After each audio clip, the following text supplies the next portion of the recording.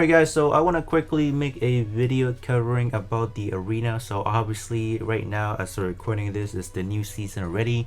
So as far as what I ranked for the last season, so last season or the week ago was actually the new revamp of the arena. So we actually came up on, what is it, rank 19 or no, not rank 19, rank 36 actually. Let's kind of check my rank. Yeah, rank 36. So as far as the reward that we were able to get, because I already clicked it, so we were able to get 2,500 recycling points, 5,000 arena medal, and then 900 diamonds. So the biggest change was definitely these two. So now they are a lot better in a way.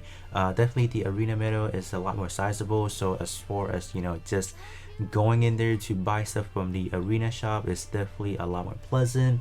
The recycling points is actually pretty good as well, but I feel like with that new event coming out later on this week, I think that will gradually replaces what, you know, the recycling point is intended to do in a sense. So we definitely, you know, I kind of see that the recycling point as a little bit less valued in a way, right? So the purpose of this video is pretty much just gonna be talking about how I feel about after the revamp. I think my overall impression was, I think there was definitely a lot more change up than I initially imagined, because I thought it was just simply just gonna be the reward bet getting better all across the board from the standard arena versus the elite. I think all around we can all agree that the other resources has gotten better.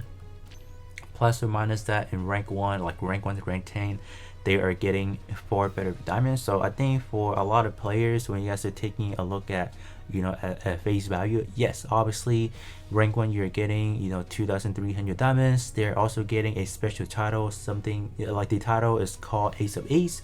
So that is like the flashy aspect, just kind of like to flex on your friends or whatever. But when you do take a look at it behind scene, like how much more money are those players spending versus the players that are like not really complaining, but the one that are kind of like saying, oh, why are they getting more diamonds than us? You know what I mean? Like, do you not know how much more they have to spend to kind of get to the status? So as far as the cost benefit portion of things, I will definitely say is definitely not on par, because you probably, I want to guesstimate you're spending probably a good $500 to $1,000 a month. All right. think about that, just to get 2,000 more diamonds than, I don't know, someone that are like placed a little bit less. So with that said, if you guys are trying to chase like the top 10 or whatever in the elite status, I would definitely say it's not worth it, because you're getting barely anything out of it, which is just kind of like, what the heck, right? So yeah. As far as the gameplay aspect, I feel like the enemy was a little bit tough. I won't lie. I don't know if it was a combination of the fact that the unit enhancement got increased, so people were rushing in to increase, like to max out the units. So I felt that, you know, as far as the defensive aspect of it, I'm not nearly doing as good. So I really don't know. And I do see a lot more, I guess, well built team that are more centric like towards the meta setup. So that was surprising, because I saw a lot more this season than I did previous season. So that was like, man, are people really trying now, trying to get into the top placement? So that was like, dude, that was not fun at all. The other thing that I want to touch the bases on is more of like, when people are looking at this game or just any mobile game that has like some sort of PvP aspect to things, I think they kind of focus more on a specific topic but neglecting like the entirety of the other game in a way, because obviously in arena is more like a day-to-day thing, so there's more discussion around it. But what I want to talk about is the fact that when people are kind of recommending or suggesting what unit to kind of go for, they tend to always recommend things that are good specifically for arena, or things that are catered towards arena, and they will recommend that. But in the grand scheme of things, they are kind of forgetting, well, this game is not entirely made of arena. There are so much other content that for global has not been seen yet, and those probably takes more precedence over arena unit.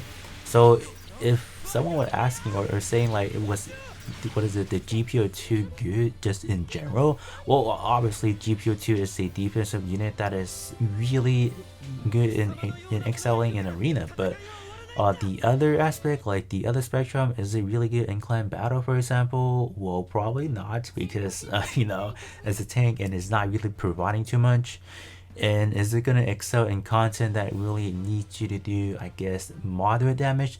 Probably not either. So yeah, even the most noticeable, I guess, the Hakashiki, that unit, even though it's really busted in arena or whatever, but it does not excel at all. Like, if you drop it in any other content, is it really gonna secure you good good timer or good scoring in different events, or is it gonna allow you to click content?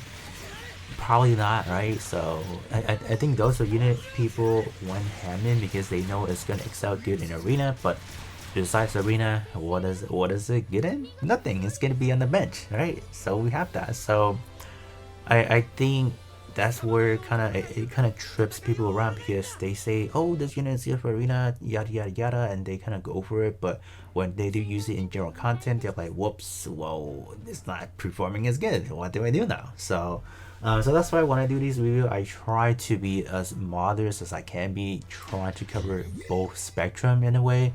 Like, I usually kind of say, oh, what kind of, like, in generally speaking, what this unit will probably excel in, and then kind of give it like a more comprehensive rating than just being like, oh, this unit is just good in arena, go for it and call it a day, you know, because I know that the game is not entirely made of arena. That's not the whole core of the game. This is just one aspect of it, and it's not, it shouldn't be that big of a deal, you know. Me personally, I play it just to play it for daily, and that's it. Like, I don't, like, compared to Gundam Breaker Mobile, I am definitely I'm definitely a less competitive, as you know, as it is, because back in Gundam Breaker Mobile, I would constantly trying to fight for the top 100 or even in the top 10, because there was that cool aspect. I don't know, it was just a different environment in a way.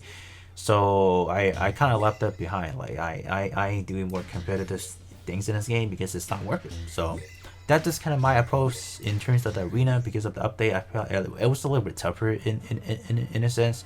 So I definitely do know that in terms of other players, when they don't have a lot of the unit that I have, like especially the limited suits, it's gonna get a little bit disheartening, because if you are losing constantly, it kind of drives into that mentality of like, man, this is not worth it, or this is bad or whatever. So even if you do lose 6 times in a row, just get over it. Just that's the least I can kind of advise you guys, because it's, at the end of the day, there's not really much worth going for, right? Besides like the arena medal, I think that's pretty much the only valid thing that I see is good. So I think that's kind of just kind of my talk for the day. I guess just kind of rambling on this. But you guys can definitely let me know how you guys feel about the last arena season. Has it been roughly about the same experience? Has it been worse? Has it been better? You guys can definitely let me know that in the comment section below. But other than that, I'll be catching you guys all on the next one.